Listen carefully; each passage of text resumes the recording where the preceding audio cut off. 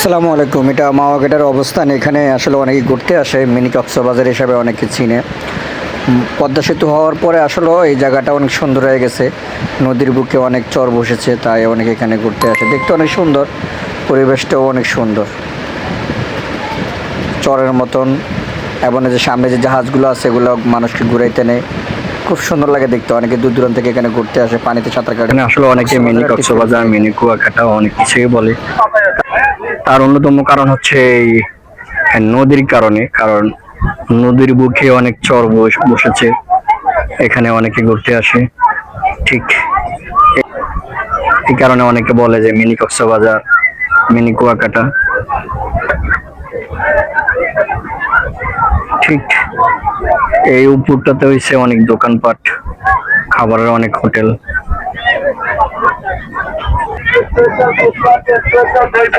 ঠান্ডা পানি আছে, ঠান্ডা শরবত আছে, এদিকে বসেন।